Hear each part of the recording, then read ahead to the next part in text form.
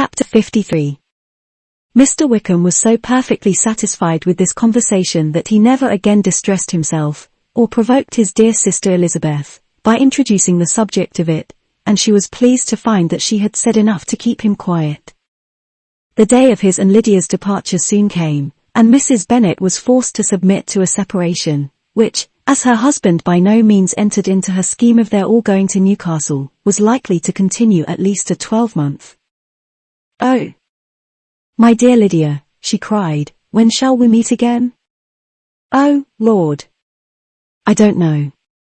Not these 2 or 3 years, perhaps. Write to me very often, my dear. As often as I can.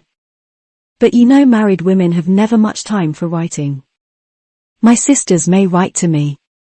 They will have nothing else to do." Mr. Wickham's adieus were much more affectionate than his wife's. He smiled, looked handsome, and said many pretty things. "He is as fine a fellow," said Mr. Bennet, as soon as they were out of the house, "as ever I saw. He simpers, and smirks, and makes love to us all. I am prodigiously proud of him. I defy even Sir William Lucas himself to produce a more valuable son-in-law." The loss of her daughter made Mrs. Bennet very dull for several days. "I often think," said she, "that there is nothing so bad as parting with one's friends. One seems so forlorn without them. This is the consequence, you see, madam, of marrying a daughter," said Elizabeth. "It must make you better satisfied that your other 4 are single." "It is no such thing.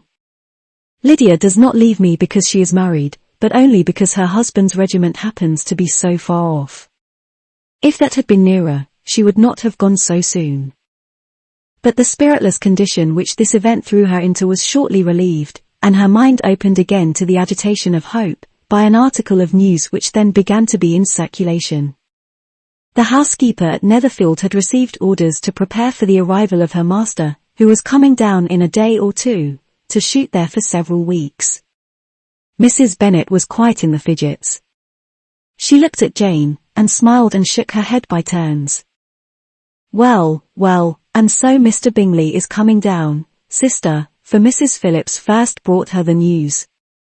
"Well, so much the better. Not that I care about it, though. He is nothing to us, you know, and I am sure I never want to see him again. But, however, he is very welcome to come to Netherfield, if he likes it. And who knows what may happen? But that is nothing to us. You know, sister, we agreed long ago never to mention a word about it. And so, is it quite certain he is coming?" "You may depend on it," replied the other, "for Mrs. Nichols was in Meryton last night. I saw her passing by, and went out myself on purpose to know the truth of it, and she told me that it was certain true. He comes down on Thursday at the latest, very likely on Wednesday. She was going to the butcher's, she told me, on purpose to order in some meat on Wednesday, and she has got 3 couple of ducks just fit to be killed." Miss Bennet had not been able to hear of his coming without changing colour. It was many months since she had mentioned his name to Elizabeth, but now, as soon as they were alone together, she said, "I saw you look at me today, Lizzie, when my aunt told us of the present report, and I know I appeared distressed. But don't imagine it was from any silly cause. I was only confused for the moment, because I felt that I should be looked at. I do assure you that the news does not affect me either with pleasure or pain.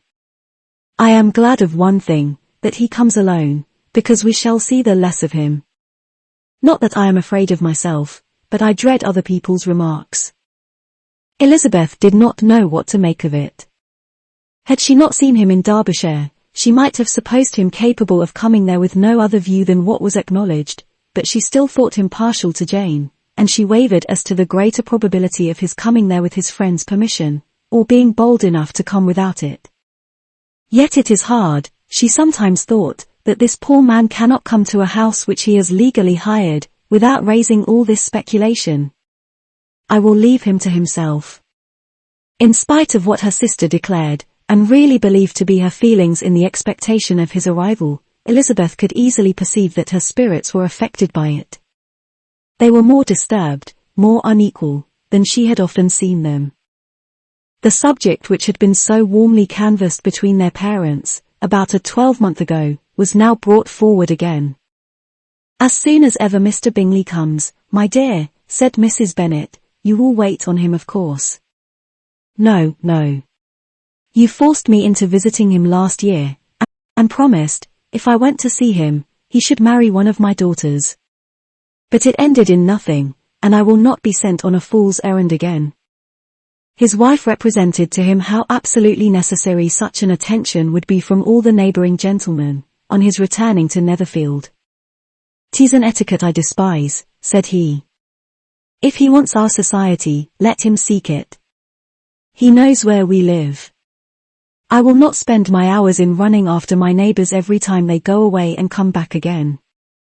Well, all I know is, that it will be abominably rude if you do not wait on him. But, however, that shan't prevent my asking him to dine here. I am determined. We must have Mrs. Long and the Gouldings soon. That will make 13 with ourselves, so there will be just room at table for him."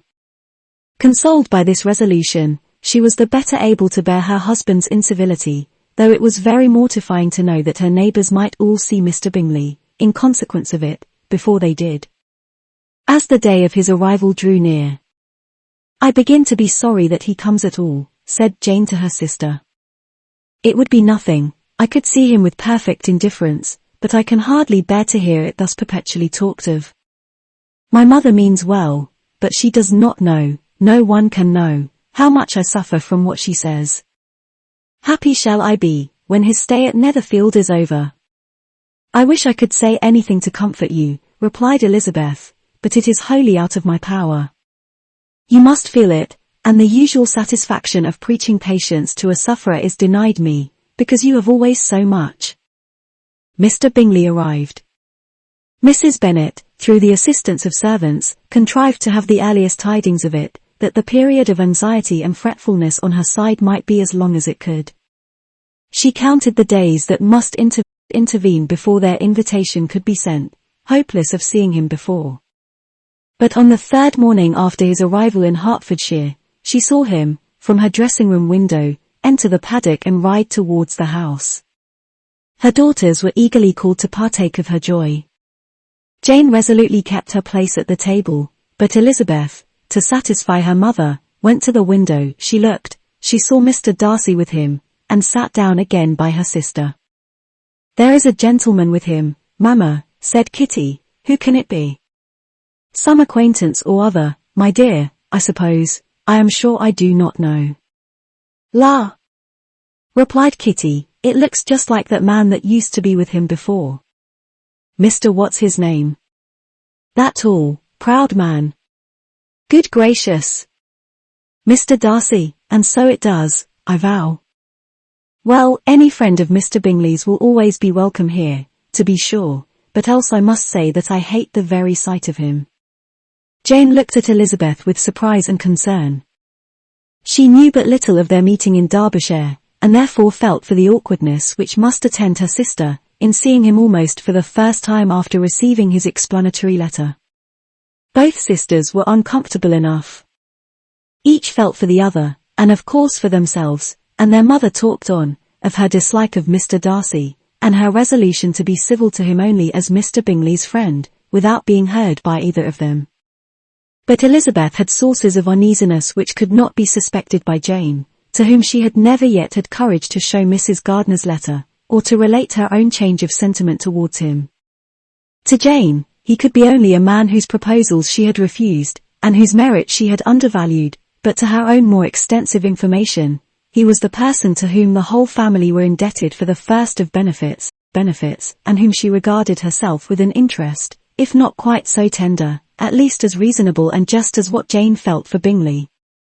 Her astonishment at his coming to Netherfield, to Longbourn, and voluntarily seeking her again, was almost equal to what she had known on first witnessing his altered behaviour in Derbyshire. The colour which had been driven from her face, returned for half a minute with an additional glow, and a smile of delight added lustre to her eyes, as she thought for that space of time that his affection and wishes must still be unshaken. But she would not be secure. "Let me first see how he behaves," said she. "It will then be early enough for expectation." She sat intently at work, striving to be composed, and without daring to lift up her eyes, till anxious curiosity carried them to the face of her sister as the servant was approaching the door. Jane looked a little paler than usual, but more sedate than Elizabeth had expected. On the gentleman's appearing, her colour increased, yet she received them with tolerable ease, and with a propriety of behaviour equally free from any symptom of resentment or any unnecessary complaisance. Elizabeth said as little to either as civility would allow, and sat down again to her work, with an eagerness which it did not often command. She had ventured only one glance at Darcy. He looked serious, as usual, and, she thought, more as he had been used to look in Hertfordshire, than as she had seen him at Pemberley. But, perhaps he could not in her mother's presence be what he was before her uncle and aunt. It was a painful, but not an improbable, conjecture. Bingley, she had likewise seen for an instant, and in that short period saw him looking both pleased and embarrassed. He was received by Mrs. Bennet with a degree of civility which made her two daughters ashamed, especially when contrasted with the cold and ceremonious politeness of her curtsy and address to his friend.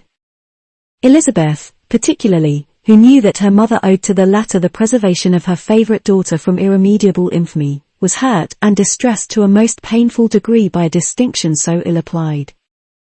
Darcy, after inquiring of her how Mr. and Mrs. Gardiner did, a question which she could not answer without confusion, said scarcely anything. He was not seated by her, perhaps that was the reason of his silence, but it had not been so in Derbyshire. There he had talked to her friends, when he could not to herself. But now several minutes elapsed without bringing the sound of his voice, and when occasionally, unable to resist the impulse of curiosity, she raised her eyes to his face, she as often found him looking at Jane as at herself, and frequently on no object but the ground. More thoughtfulness and less anxiety to please, than when they last met, were plainly expressed. She was disappointed, and angry with herself for being so. "Could I expect it to be otherwise?" said she. "Yet why did he come?" She was in no humour for conversation with anyone but himself, and to him she had hardly courage to speak. She inquired after his sister, but could do no more. "It is a long time, Mr. Bingley, since you went away," said Mrs. Bennet. He readily agreed to it. "I began to be afraid you would never come back again. People did say you meant to quit the place entirely at Michaelmas, but, however, I hope it is not true. A great many changes have happened in the neighbourhood, since you went away. Miss Lucas is married and settled. And one of my own daughters. I suppose you have heard of it, indeed, you must have seen it in the papers. It was in the Times and the Courier, I know, though it was not put in as it ought to be. It was only said, lately, George Wickham, Esquire to Miss Lydia Bennet, without there being a syllable said of her father, or the place where she lived, or anything. It was my brother Gardiner's drawing up too, and I wonder how he came to make such an awkward business of it. Did you see it?" Bingley replied that he did, and made his congratulations. Elizabeth dared not lift up her eyes. How Mr. Darcy looked, therefore, she could not tell. "It is a delightful thing, to be sure, to have a daughter well married," continued her mother, "but at the same time, Mr. Bingley, it is very hard to have her taken such away from me. They are gone down to Newcastle, a place quite northward, it seems, and there they are to stay I do not know how long. His regiment is there, for I suppose you have heard of his leaving the shire, and of his being gone into the regulars. Thank heaven! He has some friends, though perhaps not so many as he deserves." Elizabeth, who knew this to be levelled at Mr. Darcy, was in such misery of shame, that she could hardly keep her seat. It drew from her, however, the exertion of speaking, which nothing else had so effectually done before, and she asked Bingley whether he meant to make any stay in the country at present. A few weeks, he believed. "When you have killed all your own birds, Mr. Bingley," said her mother, "I beg you will come here, and shoot as many as you please on Mr. Bennet's manor. I am sure he will be vastly happy to oblige you, and will save all the best of the coveys for you. Elizabeth's misery increased, at such unnecessary, such officious attention. Were the same fair prospect to arise at present as had flattered them a year ago, everything, she was persuaded, would be hastening to the same vexatious conclusion. At that instant, she felt that years of happiness could not make Jane or herself amends for moments of such painful confusion. The first wish of my heart, said she to herself, is never more to be in company with either of them. Their society can afford no pleasure that will atone for such wretchedness as this. Let me never see either one or the other again. Yet the misery, for which years of happiness were to offer no compensation, received soon afterwards material relief, from observing how much the beauty of her sister rekindled the admiration of her former lover. When first he came in, he had spoken to her but little, but every 5 minutes seemed to be giving her more of his attention. He found her as handsome as she had been last year, as good-natured, and as unaffected, though not quite so chatty. Jane was anxious that no difference should be perceived in her at all, and was really persuaded that she talked as much as ever. But her mind was so busily engaged, that she did not always know when she was silent. When the gentlemen rose to go away, Mrs. Bennet was mindful of her intended civility, and they were invited and engaged to dine at Longbourn in a few days' time. You are quite a visit in my debt, Mr. Bingley, she added, for when you went to town last winter, you promised to take a family dinner with us, as soon as you returned.